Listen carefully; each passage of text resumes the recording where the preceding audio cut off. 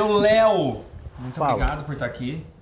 É um prazer muito grande conversar contigo, cara. Acho que você é um dos amigos, assim, um dos empreendedores que eu vejo que são mais engajados, mais que pega mesmo no negócio, sabe? Então é um prazer muito grande falar contigo.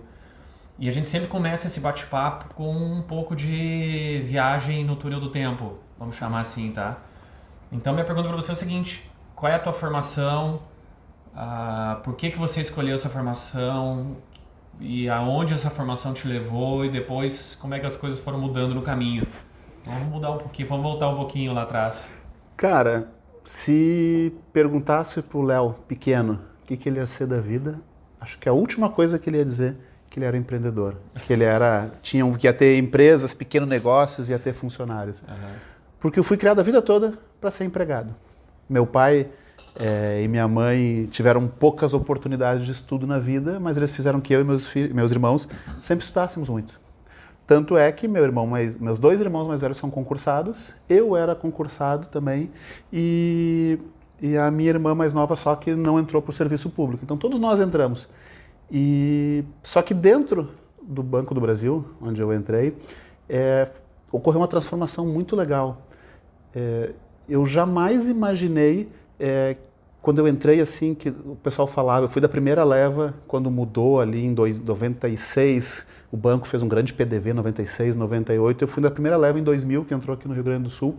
E quando a gente entra assim, para te crescer no Banco do Brasil é 10 anos para te virar caixa, 15 anos para te virar gerente ou alguma coisa assim.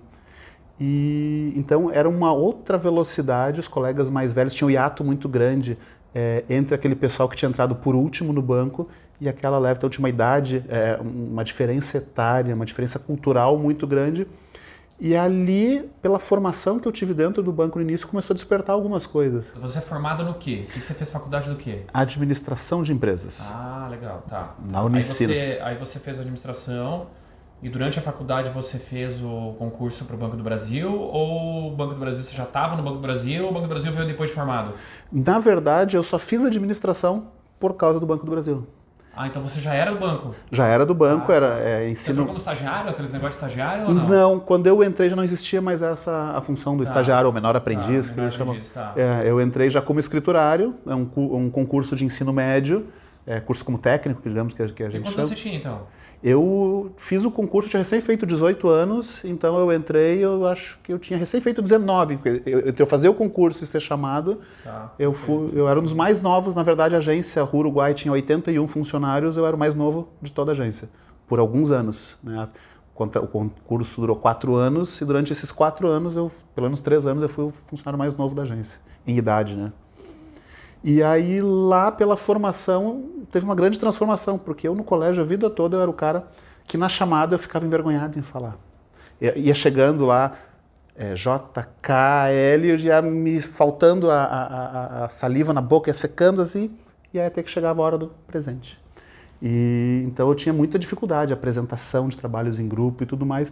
E no banco tem uma formação que tu passava as primeiras 2 semanas, não em agência, mas fazendo um curso, e esse curso fazia com que tu tivesse que falar em grupo várias vezes ao longo do dia, várias apresentações e muita dinâmica de grupo. E isso me abriu muitas coisas. E aí também foi nessa época que eu era presidente de torcida organizada do Inter, que foi onde despertou um pouquinho de interesse em administração.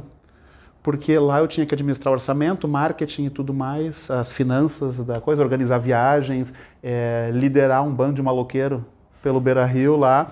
E isso desenvolve a liderança, né? Então, assim, eu sou uma pessoa que eu não tinha talento nato para aquilo, eu nunca fui líder quando era criança, quando era adolescente, e presidente de torcida organizada do Inter, isso me desenvolveu algumas coisas. A formação no banco, ela lapidou isso. E dentro do banco eu fui ascendendo, dentro da agência, substituto de gerente, assistente, gerente de setor, diversos tipos de setores, fui ascendendo, até que chegou um momento que ou eu virava administrador do banco, e aí teria que viajar, ir para morar longe no interior, ou eu me contentava onde eu estava. E aí nesse período você fez a faculdade de administração, Você se formou, daí você já estava no banco, então? Já estava no banco. Não, você ainda estava no banco. Isso que eu quero Ainda dizer. estava no banco. Ainda estava no banco, ok. Tá, e aí a minha pergunta é o seguinte, o porquê que você foi pulando para o outro lado? O de sair de funcionário público para ir para o empreendedorismo? Sim. O que acontece? Dentro do banco, depois que eu vi, eu entrei, é 10 anos para virar caixa, não sei o que, as coisas, em um intervalo de 2 anos, mudou bastante. O banco foi se tornando muito mais ágil, muito mais rápido, foi dando espaço para essa nova geração que estava entrando e eu fui crescendo. Ganhava bem, tinha uma vida confortável, não posso reclamar de absolutamente nada do banco. Mas na faculdade eu conheci minha esposa, também administradora, e também trabalhava em banco, só que em banco privado, na época no Santander. E na mesma época, em 2007, em março de 2007, se não me engano, março, abril de 2007, aconteceu algumas coisas bem interessantes com a gente, que eu fui convidado para ir para uma agência na Bahia, no interior da Bahia, e aí o cara me ligou numa quinta-feira, foi setembro de 2007 comigo, com ela foi um pouquinho antes. E os caras me ligaram para ir para uma agência no interior da Bahia, uma quinta-feira, disse, Leonardo, pode estar aqui na segunda-feira? Posso estar aí. Tal. Eu disse, não, então tá, então tu passa em Salvador e para fazer um bate-papo e tal. E eu disse, não, beleza, segunda-feira posso estar aí, já estava olhando o preço das passagens na internet enquanto conversava com ele. Só que eu disse, que é o seguinte, eu vou me casar agora dia 22 de setembro. E eu já tenho lua de mel comprada. Eram 14 dias na Europa, mais 7 dias no Nordeste, em Maceió. Então assim, eu posso ir, mas daqui a 2 semanas eu tenho que voltar e preciso me ausentar. E no caso era uma agência com problemas, que precisava já de alguém que fosse lá e arrumasse a casa para depois poder pensar em tirar férias e tal. E aí eu disse, não, peraí, não tenho condições, eu não posso tirar férias agora, não tenho, eles queriam que eu ficasse pelo menos 3 meses na agência, e aí eu abri mão daquela oportunidade, e aí, cara, eu fui pro final da fila, enfim, teve algumas outras questões relacionadas à greve e tal, e eu me fez refletir uma série de coisas. E na mesma época, a minha esposa também era gerente no Santander, ela foi convidada para trabalhar num segmento alta renda, que o salário dela ia dobrar, a remuneração variável dela multiplicaria por 5 se ela atingisse as metas, e ela historicamente atingia todas as metas dela, e o superintendente dela de varejo não liberou ela para ir, porque ele tinha planos para ela dentro da rede de varejo. E aí, tanto eu quanto ela nos demos conta que a gente é apenas números dentro do banco. E que por mais que a gente vá ascendendo a carreira, tu vai subindo um degrau da escada de cada vez, o máximo que tu vai ver quando tu chegar lá em cima, tu vai subindo a escada, sempre vai ter uma bunda da pessoa que está na tua frente. Então a gente começou a refletir bastante nisso. E aí a minha esposa, a vida toda trabalhou com festas e eventos. Minha sogra está com 77 anos e até hoje faz festas e eventos em Santo Antônio da Patrulha, construiu um salão de festas, tem um pequeno patrimônio, tem um histórico nisso de mais de 50 anos fazendo festas e eventos. E minha esposa, desde pequenininha, trabalhou nisso, com ela auxiliando. E ela disse, quem sabe a gente não pensa num restaurante. E aí, de repente, eu saio do banco para cuidar do restaurante. E aí, isso aconteceu em setembro de 2007. Em março de 2008, nós assumimos nosso primeiro restaurante. Então, foi por conta disso, por ver que existiria um outro caminho, porque aquele caminho da corporação, tu sempre vai ter alguém na tua frente, tu nunca vai ter uma liberdade propriamente dita. Como é que você viu essa oportunidade do restaurante? Um amigo teu te disse, você achou no jornal, passou na frente, o que aconteceu? Cara, eu jamais imaginei que existiam empresas para vender. Por mais óbvio que seja, é um bem, tu pode comprar, tu pode vender, tu pode montar. Eu sempre imaginei criando um negócio do zero. Então, por isso que eu nunca imaginei empreendedor. Porque eu não tenho uma ideia fantástica para criar. E você não precisa ter uma ideia fantástica para desenvolver um conceito de negócio para ser um empresário, para ter uma empresa e fazer pequenas inovações e ter um negócio. E aí, por conta disso, a gente começou a procurar restaurantes à venda. Não sei como, eu realmente não me recordo, acho que foi até na 0 Hora, no jornal, nos classificados, olhando, aqui, vende esse restaurante, blá, blá, blá. Eu disse, opa, o que é isso? Aí eu comecei a ligar para eu e minha esposa, começamos a ligar, fazer entrevistas, conversar com as pessoas e tal, até que surgiram algumas oportunidades. E aí, de fato, assim, Melissa, tu ganha X no banco, quem sabe abrimos mão disso, eu fico no Banco do Brasil, por ser mais estável, por ter mais segurança, e tu vai tocar o restaurante. Topa? Topo. E aí nós olhamos o primeiro restaurante, era uma franquia de comida chinesa, lá num shopping na Zona Norte de Porto Alegre, e compramos o primeiro restaurante, assumimos em março de 2008. Só que foi o mais espetacular, é que era para ela sair do banco e tocar, e nós optamos por ficar dentro dos bancos, nós dois. Então o restaurante abria todos os dias, de segunda a segunda, feriado, Natal, Ano Novo, absolutamente todos os dias, 11 horas da manhã estava aberto e fechava às 10, 11 horas da noite. E nós tínhamos nossos empregos de 40 horas semanais, das 8 da manhã às 18 horas, todos os dias. E aí nós desenvolvemos um modelo que, dentro do banco, eu pensava assim, poxa, como é que um banco pode ter 5.000 agências e funcionar igual, seja aqui ou em Macapá, e eu não consigo fazer isso num restaurante. Qual a experiência que você pode compartilhar de quem já avaliou mais de 100 opções de restaurantes para comprar? O que você fazia que fazia a diferença? Avaliar, eu já avaliei muito mais do que 100, eu diria mais de 1.000.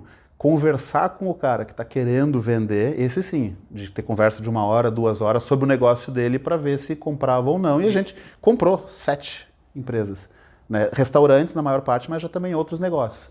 E o que eu digo? Tu quer montar um restaurante, tu quer montar uma lavanderia, tu quer montar uma cafeteria, qualquer negócio que tu tenha. Talvez antes de montar, senta, procura pessoas que queiram vender. Vai num Mercado Livre, num OLX, em agências específicas em vendas de empresa e vê as que estão à venda. Vai conversar com o empresário que está lá querendo vender. Tenta descobrir o porquê que ele está querendo vender, enfim. Não existem à venda só coisas ruins, tem muita coisa boa. Eu comprei coisas boas, também já errei o tiro, já comprei algumas coisas que não foram aquilo que a gente imaginava, mas via de regra nós conseguimos filtrar e encontrar boas oportunidades de negócio e mais, a gente aprendeu muito, mesmo com aqueles, porque eu não comprei 100, eu sentei com 100, mas eu comprei 7. Com os outros 93 todos, eu aprendi muita coisa que eu pude usar depois naquele que eu comprei.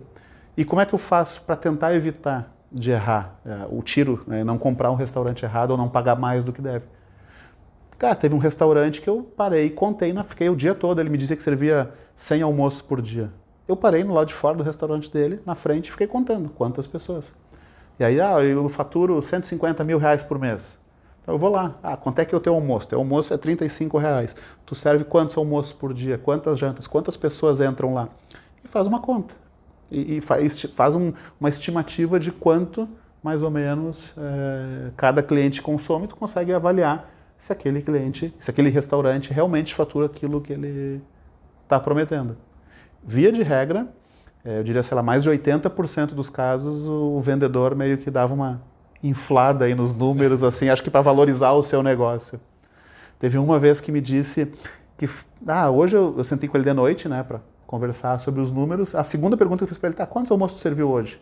Não, hoje eu servi 65 almoços.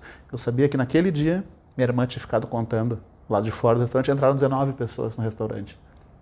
A partir daí, qualquer outro avanço na conversa já não tinha condições, porque eu sabia que aquilo não condizia com a realidade. Então, se uma coisa tão simples, tão básica, não batia, como é que o resto tudo ia bater? E aí a gente descartou aquele negócio. E uma situação bem, vamos dizer, no mínimo inadequada, porque essa informação é fácil de verificar. Acho que o vendedor ir por esse caminho é um tiro no pé, porque a informação é fácil de verificar, só vai servir para desqualificar ele, né? Então a confiança na relação, no negócio já cai por água.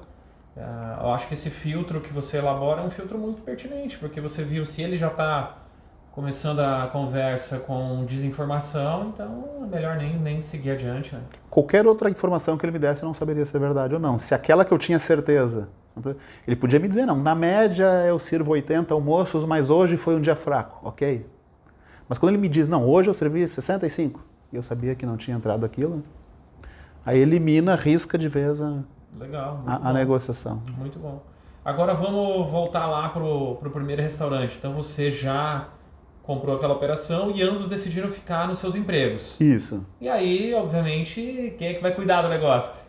O que você fez daí? Aí o que acontece? A gente optou por chamar uma pessoa do nosso relacionamento, uma amiga pessoal, que estava querendo se colocar depois de ter tido filho pequeno e tudo mais. Ela queria voltar ao mercado de trabalho e nós contratamos ela como gerente.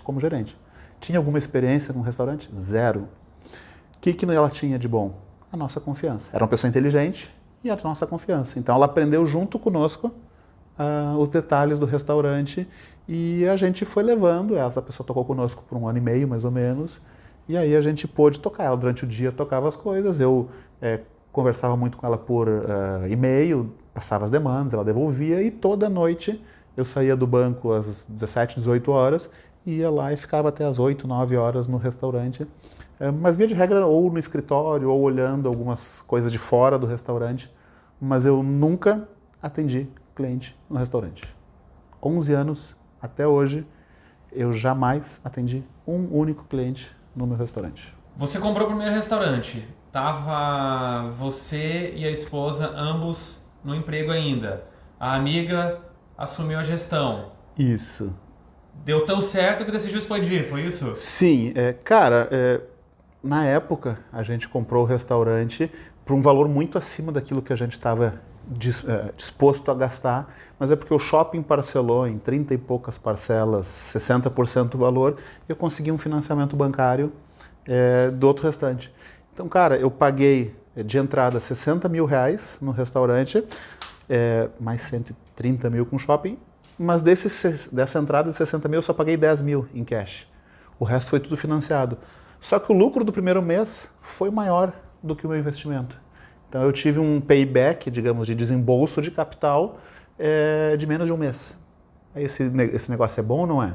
O que eu fiz? Em 2009, minha esposa e eu compramos o segundo restaurante.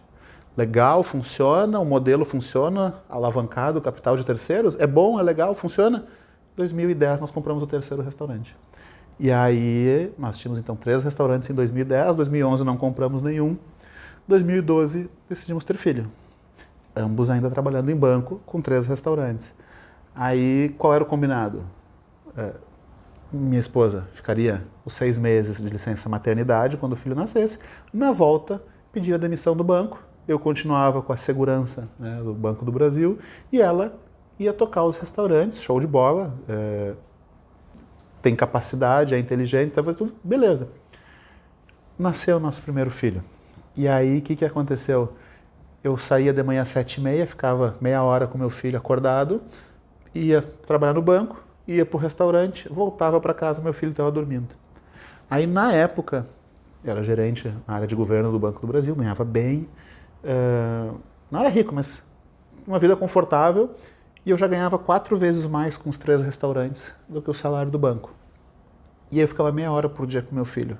Aí eu pensei, cara, o que eu estou fazendo? Não tenho porquê eu não aproveitar essa fase do meu filho. E aí conversei com a Melissa, não, vou sair do banco. Ali a gente teve que rebalançar uma série de coisas, porque isso foi na licença maternidade. Mulher em casa, acostumada a vida toda a correr, trabalhar, ela é bem acelerada. E aí está em casa, cuidando do filho, dando atenção, com todo um planejamento feito mais de um ano, né? Vou ficar em licença maternidade, vou tocar os restaurantes depois. E aí chego eu do nada e disse, não, vamos mudar esse planejamento, eu vou sair do banco também e vamos viver dos negócios. Então a gente teve que se adaptar a algumas coisas. E aí em novembro, dia 1º de novembro de 2012 foi meu último dia no Banco do Brasil. Dia 19 de novembro de 2012, no mesmo mês, nós inauguramos um restaurante em Novo Hamburgo, com um casal de amigos como sócios. E dia 23 de novembro, menos de uma semana depois, nós assumíamos o 5º restaurante ali no Shopping Total também, que esse a gente adquiriu, não montou do zero. Novo Hamburgo foi montado do zero, era a 2ª unidade da companhia do Temaki, né? E compramos mais um restaurante de comida chinesa ali no Shopping Total, 5 restaurantes então. E aí o negócio foi legal, gostamos bastante, montamos em 2013, aí já fora do banco, o 6º restaurante. E aí nós tínhamos toda uma estrutura, um gerente de restaurante por loja, uma gerente administrativo que cuidava de toda a parte administrativa de todas as lojas e um gerente operacional que cuidava da questão operacional de todas as lojas. Então nós estávamos com uma situação bem tranquila, um modelo replicável, tudo aquilo que a gente tinha feito estava dando certo nos restaurantes. E a gente decidiu, o primeiro restaurante que deu muito lucro por 5 anos, no 6º ano estava empatando, a gente decidiu passar ele adiante. E aí, nesse intervalo, a gente passou o restaurante adiante, vendemos ele e compramos mais um restaurante. Só que aqui a gente... Fizeram uma troca, digamos assim, então. Vende um, compra o outro. E só que nisso a gente errou a mão. Então, não sei se arrogância, erro ou simplesmente não conseguimos fazer a análise correta do mercado. Um pouquinho de azar também, que era um restaurante que servia muito almoço de comida brasileira. Então nós tínhamos 3 restaurantes de comida japonesa, 2 de comida chinesa, né, e mais uma cafeteria. Então, vamos comprar um restaurante de comida brasileira, bifezão de comida brasileira. Nós erramos a mão. Então, não deu aquilo que a gente imaginava. O restaurante ficou dando prejuízo. Demos azar também, que na mesa, logo depois que a gente comprou, 3 meses depois, pegou fogo numa fábrica de móveis ao lado do shopping, no qual eram, acho que 30 pessoas por dia que almoçavam no meu restaurante. Aí 30 pessoas por dia, vezes 22 dias úteis, são 600 almoços por dia, por mês a menos. Então o negócio lá, quando via, nós estávamos botando 10 mil reais por mês para tapar, para pagar as contas daquele restaurante. E aí, enfim, aí a gente veio a crise, né, de 2015, 2016, começou a cair bastante. Deixa eu só fazer uma pequena observação, acho que é uma curiosidade aqui. Você tinha 3 restaurantes de comida japonesa e 2 restaurantes de comida chinesa. E aí você decidiu mudar. Isso. Será que um dos fatores de decisão de mudar é que às vezes as pessoas elas têm uma vontade, um desejo de fazer algo diferente? Essa é a minha pergunta, porque posso dizer que você já estava especializado em comida chinesa e comida japonesa. Sim. Certo? Então, a decisão de mudar, ela é muito mais uma decisão para satisfazer um desejo interno do que, de fato, você seguir uma linha de especialização na qual você já domina. Na verdade, para nós não era nem uma questão de desejo de mudar por um outro desafio. Era muito mais para tirar a concentração de um tipo de negócio. Porque a comida japonesa passou por um boom. 2011, 2012, 2013, aqui no Rio Grande do Sul, sushi e a barreira de entrada era pequena, então, nossa, explodiu o consumo de comida japonesa. Só que também tem a questão de alta de dólar. Acho que foi 2014, tínhamos uma alta de dólar considerável. Aí o salmão, eu pagava na época acho que R$16,90 o quilo, alguma coisa assim. Hoje, por exemplo, eu estou pagando R$35, R$37.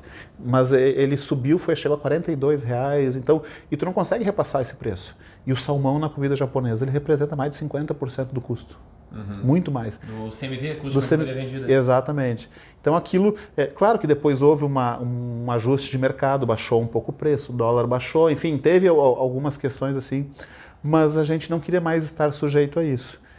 Ou seja, a ideia era diversificar a carteira, então. Exatamente. Que nem o pessoal na Bolsa faz, vamos diversificar um pouco. Exatamente. Comida chinesa, eu adoro comida chinesa, mas muitas pessoas não comem, simplesmente não comem. Se tu vai num shopping que tem 20 restaurantes na praça de alimentação, comida chinesa em geral, assim, pelo menos nos meus restaurantes, o buffet tá bonito, tá gostoso, mas tem muita gente que passa reto. Então eu não consigo atender todos os públicos. Comida brasileira, né, um arroz, feijão e tal, todo mundo vai comer. Pode tu querer comer uma massa hoje, querer comer um sushi ou querer uma comida chinesa como variação, mas a grosso modo, comida brasileira... Então a gente pode dizer que um dos problemas relacionados a esse restaurante, que eu acho que assim, tem toda uma escola de que estuda o tráfego de pedestres, né? Circulação de pessoas. E como isso impacta, como isso muda, como isso de fato faz a diferença. Talvez aí então seja um dos problemas que você teve lá nessa operação. Essa operação era na praça de alimentação ou era fora? Era na praça de alimentação do Shopping DC Navegantes, que é um shopping mais afastado. Ele tem um público durante o dia muito de arquitetos, decoração, tem lojas bem legais lá de decoração, mas ele também tem muitas indústrias no entorno, no bairro DC Navegantes. Isso, exatamente. E muita gente, então assim, pela ausência de ter um restaurante, nós tínhamos 50 variedades no buffet, entre pratos quentes e saladas. Então é um buffet bem amplo. Então tu atende um grande público. E na Zona Norte, naquela região industrial, não tinha um restaurante de rua que tivesse aquilo, com estacionamento barato e com essa variedade, essa qualidade e o preço que nós tínhamos. Nós tínhamos uma boa oferta em geral. Só que aí começa a fechar a indústria, a crise econômica fez... E aquela região ela sofreu bastante mesmo. Muita coisa fechou lá. E tinha um call center lá, acho que com sei lá quantas mil pessoas lá, né? Era 3, olha, não sei o número, mas sei lá, 3, 4, 5 mil pessoas tinha ali um call center ali. Ficava a 500 metros do restaurante esse call center, apesar de que o pessoal do call center até não era o público, mas o pessoal das indústrias do entorno era. Mas assim, aí eu perdi uma indústria de móveis, que o pessoal almoçava lá. O estacionamento, ele dobrou o valor do preço, era muito barato, na época era R$2, foi passando para R$4 no intervalo de 18 meses. Não é nada, não é nada, não é nada, mas isso no bolso das pessoas faz diferença. Então, enfim, uma série de pequenas coisas, mais a crise, e a gente não conseguiu se reinventar, a gente tentou mudar algumas coisas e não deu certo. Tá, beleza. Aí, ok, você fez essa troca, você vendeu aquele primeiro restaurante que foi o start de todo esse processo, você fez uma troca na carteira e entrou com esse restaurante daí que não foi uma boa opção. Ok, o que aconteceu depois daí?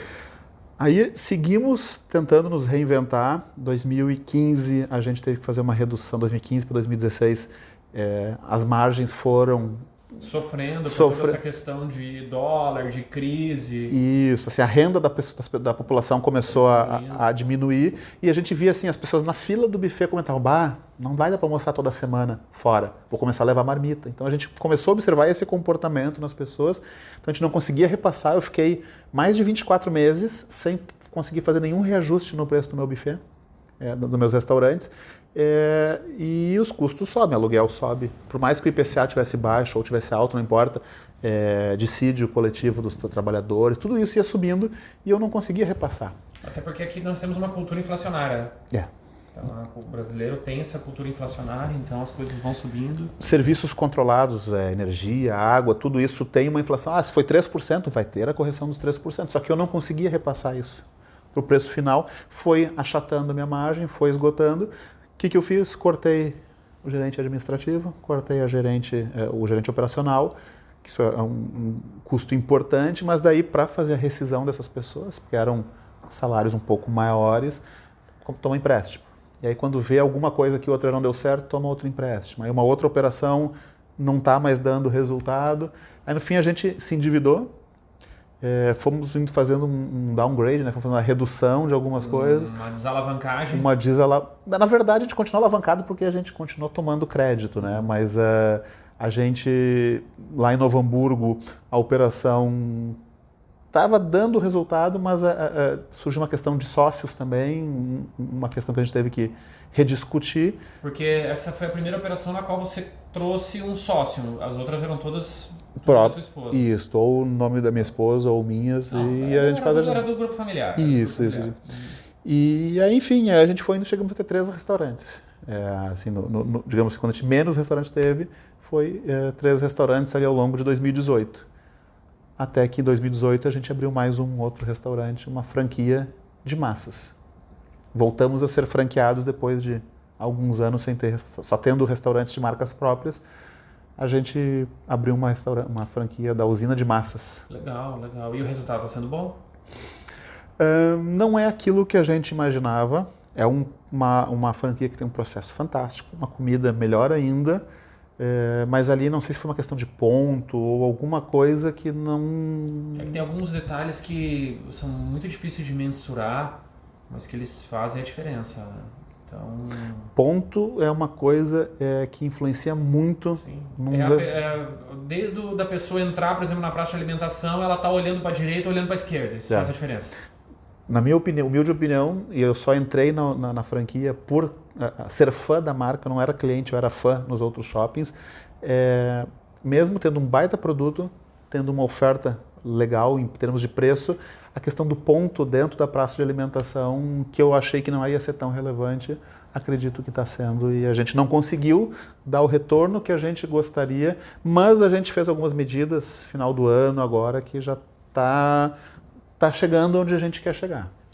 Acho que isso é importante ressaltar, que qualquer operação ela precisa de ajustes no meio do caminho. Então você vai colocar o barco na água, digamos assim, o bonde na rua e vai começando a tocar, vai colocar no campo de batalha e vai fazendo os ajustes para, digamos assim, tentar melhorar os resultados e chegar na meta que foi planejada. Isso. Assim, a pergunta mais importante que eu acho é: como é que você faz hoje para gerir os restaurantes que você tem?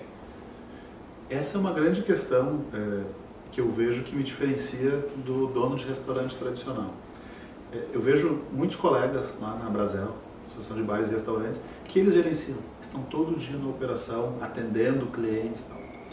11 anos que a minha esposa e eu temos restaurantes, a gente nunca, absolutamente nunca atendeu um cliente nosso. É porque a gente não gosta, é porque a gente gosta? Não. A gente vê a coisa de uma forma um pouquinho diferente. A gente gosta de ter um olhar como cliente no nosso negócio e pensar isso e ver soluções diferentes para o restaurante, coisas que a gente pode fazer melhorias, porque a gente observa muito que o pessoal às vezes entra para dentro do restaurante, entra de cabeça e não consegue mais enxergar aquilo que está acontecendo e pequenas... Se deixa levar pelo dia a dia? Pequenas falhas acabam se tornando normal. Tu não tem mais aquele olhar crítico, então a gente tenta ficar um pouquinho mais distante disso e olhar isso. É óbvio que a gente acaba tendo alguns problemas por conta disso. A gente não pode exigir, às vezes, algumas questões de atendimento, algumas coisas da pessoa, uma pessoa que não teve a mesma formação que a gente. Então, cabe a nós tentar formar essas pessoas, tentar identificar os erros quando não for grave e tal, e corrigir, né? E fazer com que aquilo não aconteça mais.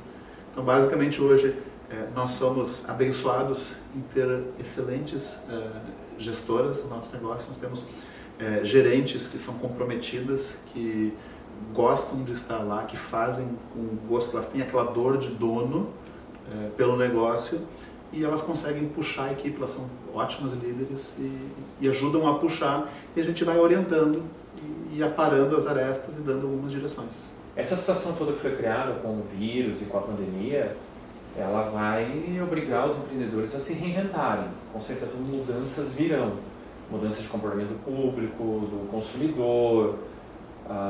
Qual é, na tua opinião, as mudanças mais significativas para esse consumidor de restaurante, de comida fora? Vamos lá. Para o dono de restaurante é uma mudança importante. Tinha muita gente que não queria entrar na teleentrega, porque a teleentrega exige um conhecimento, tem uma curva de aprendizado aí muito longa e é um business completamente diferente. Mas por conta dessa situação, se obrigou, já que não pode atender público, está proibido por decreto atender público dentro do seu estabelecimento, ele foi obrigado a ir para os aplicativos de teleentrega e tudo mais. O que vai acontecer na minha leitura? Alguns estabelecimentos não vão sobreviver a essa crise que a gente nem sabe quando que vai terminar. Porque a gente não sabe se vai ser 30 dias, 40 dias, 60 dias, como vai ser a retomada. Ninguém tem essa resposta. Então, o que vai acontecer? Muitos restaurantes não vão sobreviver. Mas ele criou uma bengalinha, ele viu que a teleentrega pode ser uma alternativa. Então, o que a gente está vendo? Hoje nós temos um aumento da demanda, a pessoa está em casa, não pode sair para jantar fora ou almoçar, ele acaba pedindo mais teleentrega. Então, houve um aumento da demanda. Só que também está tendo um aumento da oferta. Quando voltar à normalidade, as pessoas vão para a rua de novo. Será que essa demanda na teleentrega vai continuar tão elevada quanto está agora? Eu acredito que não. Mas a oferta vai estar lá. Quem começou a operar com teleentrega não vai dar um passo atrás. Ele viu que não é difícil, ele já teve aqueles erros, ele já pesquisou a embalagem, ele já descobriu como fazer, já está cadastrado num Uber, num iFood ou numa Rappi da vida. Então ele já criou essa estrutura para começar a trabalhar. O cliente dele conheceu uma forma nova de pedir a comida do seu restaurante preferido que antes ele não tinha, agora tem. Então essa oferta vai continuar alta. Então há algumas questões da gastronomia que a gente vai ter que ponderar depois, cada caso é um caso, mas o pessoal vai ter que avaliar em como vai fazer para... A concorrência aumentou. Como é que eu vou me diferenciar lá no iFood ou no Uber Eats? Tu pesquisa sushi, aparecem 60, 80, 100 ofertas de sushi. Como é que eu vou chamar a atenção lá? Então são algumas questões que a gente tem que se fazer, olhar a nossa loja, olhar os concorrentes e tentar achar uma forma de se colocar lá. Ah, legal. É porque realmente, né, tudo... A quantidade, a oferta, ela vai se adaptando de acordo com a demanda. Então hoje você teve um pico de demanda de teleentrega, a oferta vai de certa forma seguir esse pico, mas existe uma tendência depois de voltar ao normal. São situações que o empreendedor ele tem que ter flexibilidade para se adaptar. eu não sei até se eu posso te perguntar isso ou não, mas você tem um projeto nesse sentido, que é um projeto específico de teleentrega. Exato. Você quer comentar um pouquinho com a gente sobre esse projeto? Com certeza. Qual foi o gatilho que te fez entrar numa situação como essa? Quais as vantagens e as desvantagens? O que a gente está vendo aí agora, uma tendência no mercado gastronômico, são as dark kitchens ou cloud kitchens, enfim, que são cozinhas escondidas do grande público. Hoje tu vê a pizzaria X, tu olha no iFood, ela tem um estabelecimento, tem um outdoor na rua, tu consegue identificar. Qual é a grande questão agora? Tu ter marcas que só estão no aplicativo, ou a tua própria marca, tu construir uma marca exclusiva para teleentrega. Então é isso que a gente está trabalhando, minha esposa e eu.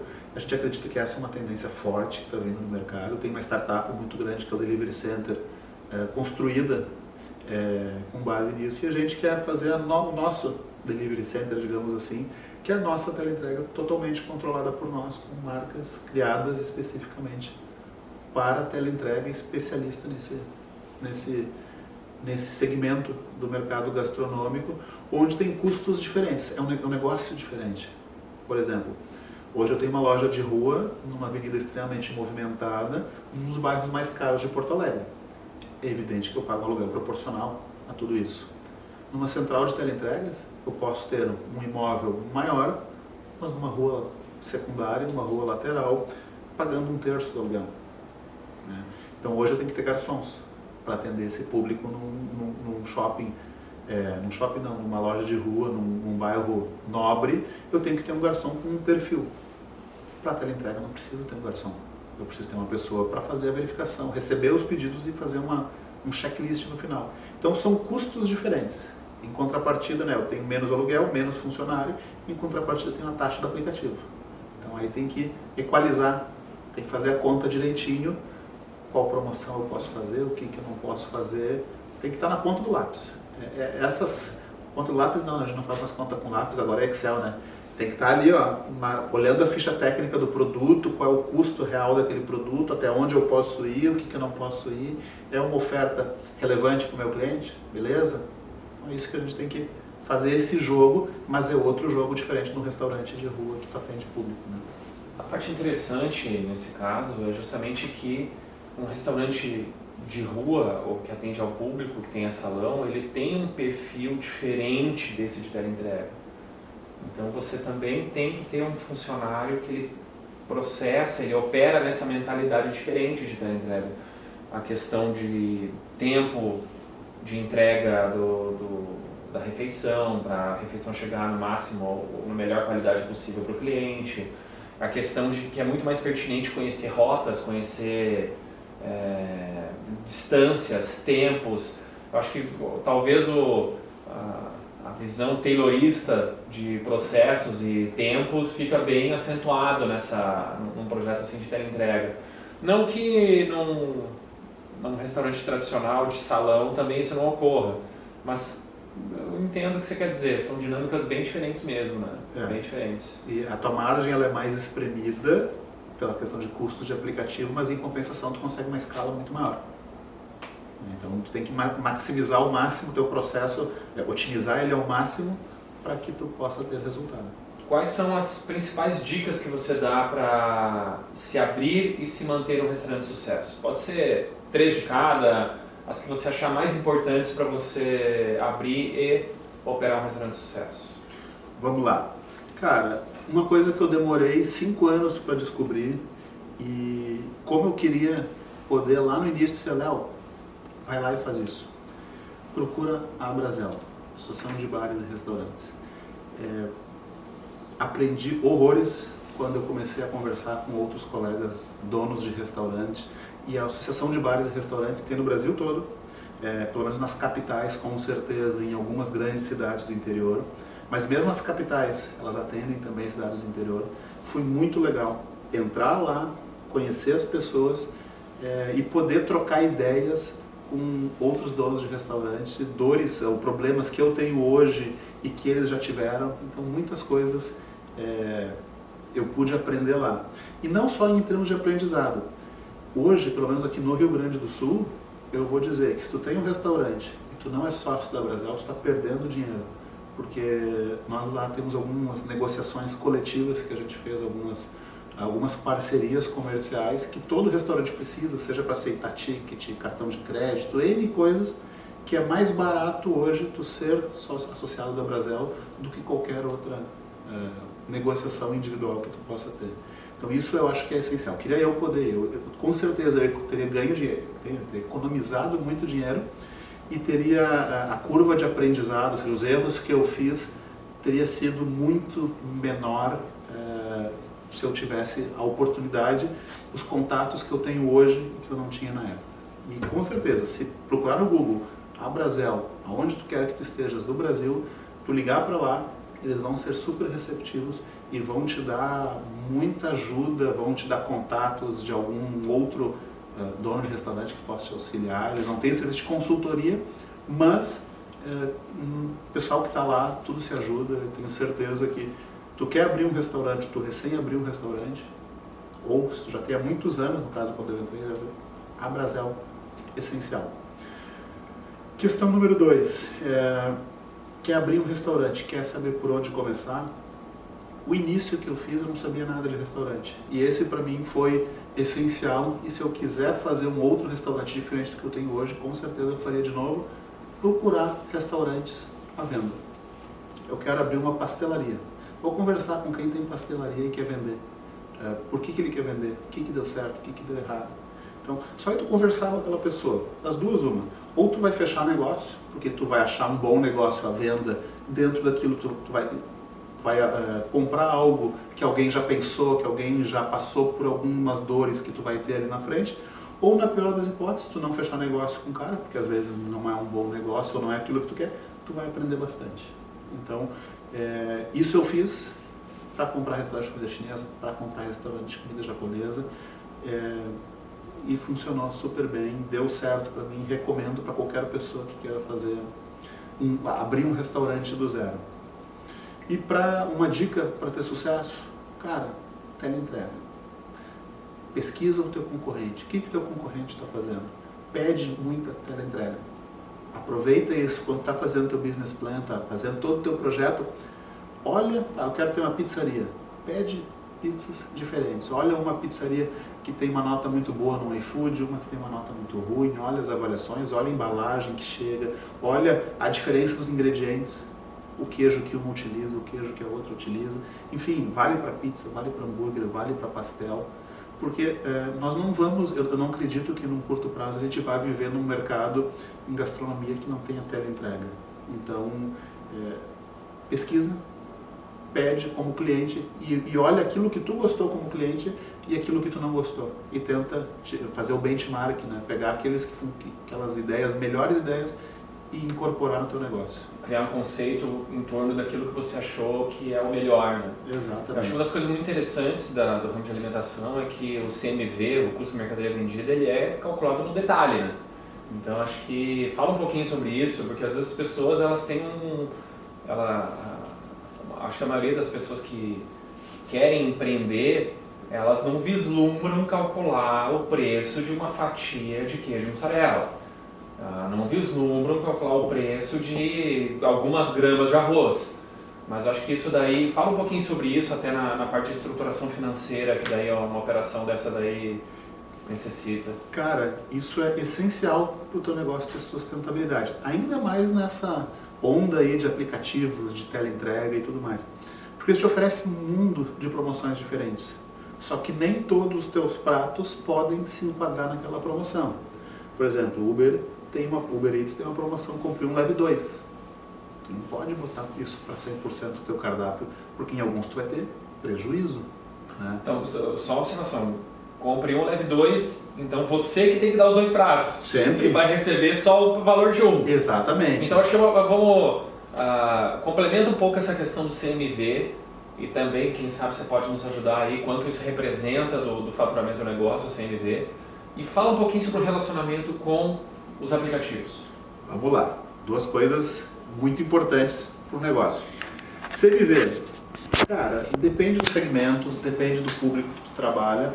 Tem restaurante aí muito bom que trabalha com 25% de CMV, ou seja, um prato de R$100 custou R$25 para ser feito. De ingredientes. De ingredientes, não estamos olhando gás, a água, a mão de obra, nada. Ali é o arroz, é o óleo, é o queijo, é a carne. Então um prato de R$100 custou 25, isso os melhores. Mas tem gente que trabalha com 40 e poucos por cento de custo de mercadoria. Às vezes um ticket médio maior, uma operação que trabalha com um ticket médio maior, consegue trabalhar com um CMV maior. Por quê? Porque é diferente tu ir jantar num restaurante que tu vai gastar R$200, teu CMV pode ser um pouquinho maior, porque vai te sobrar, para o dono do restaurante, um valor maior. E também, desculpa te interromper, você precisa, num ticket mais elevado, oferecer um produto com uma qualidade adequada àquele ticket mais elevado. Se tu vai cobrar R$200 num jantar de um casal, tu tem que ter um queijo de primeira, tem que ter um filé, tem que ter esse tipo de ingrediente que vai ser mais caro. Então, pode ser um CMV maior, pode ter um custo maior. Então, tu vai gastar R$200, mas pode ser que tu gaste 60, 70, 80 reais para fazer aqueles pratos, sem problema nenhum. Sem problema nenhum, porque o ticket é mais alto, logo você vai ter mais margem. Exatamente, tu atendeu um casal, esse casal gastou R$200, tu gastou 80 para servir, mas te sobrou 120.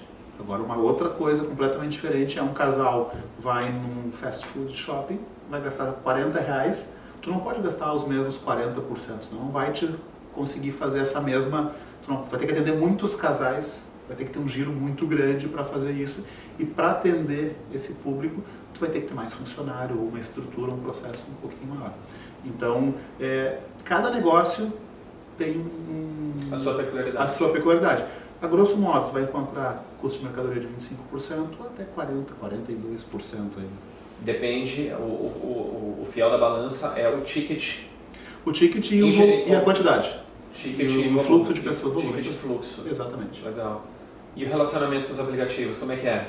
Vamos lá. Não existe certo e errado nisso. Tem gente que trabalha com exclusividade, seja com iFood, seja com Uber. Tem gente que prefere não ter exclusividade, operar multiplataformas.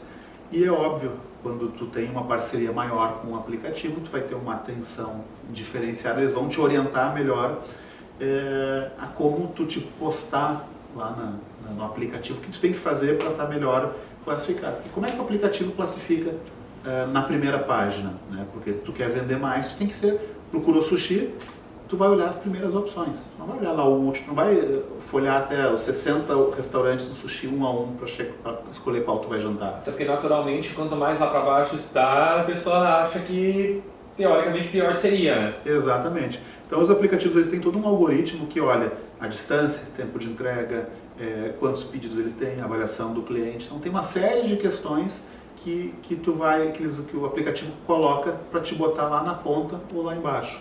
Então, uma boa foto vai fazer com que tua conversão, né, a quantidade de pessoas que entraram na tua página dentro do aplicativo e compraram, se tu tiver uma conversão alta, o aplicativo vai entender, opa, esse cara é bom. Por quê? Porque as pessoas entram lá e compram mais do que no restaurante lá do Leonardo, que entra 200 pessoas e só um compra. Então, o que o aplicativo vai fazer? O aplicativo eles têm inteligência por trás. Eles vão posicionar aquele que converte mais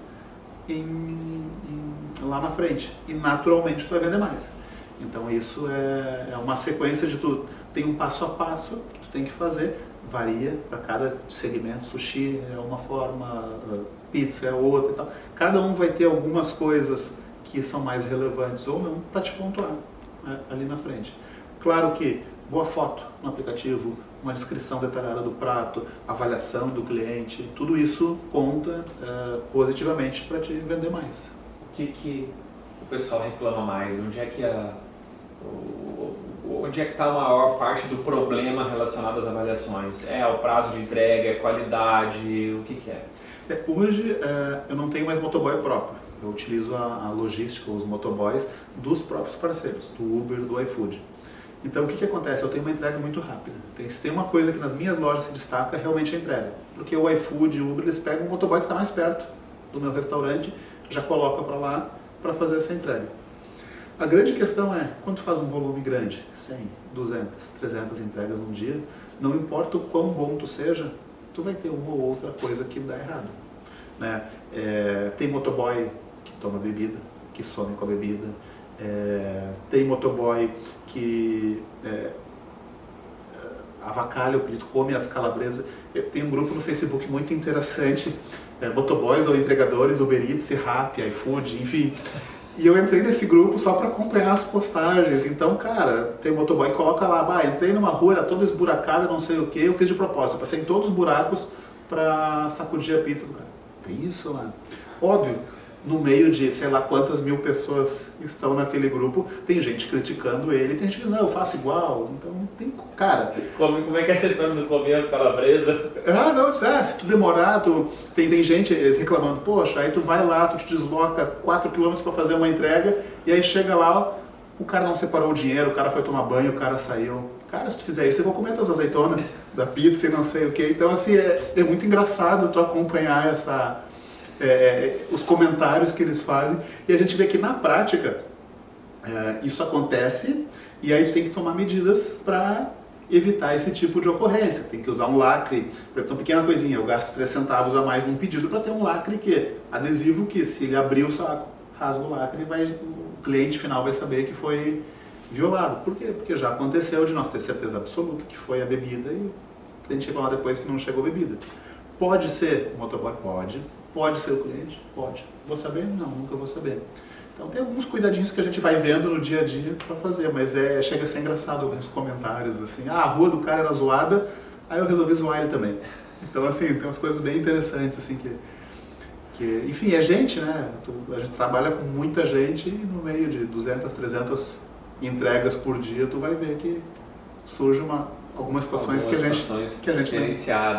gente não imagina. Legal, é isso aí, meu. Muito obrigado, valeu mesmo. Eu que agradeço aí o bate-papo. Agora como é que é? Que é assim? É isso aí.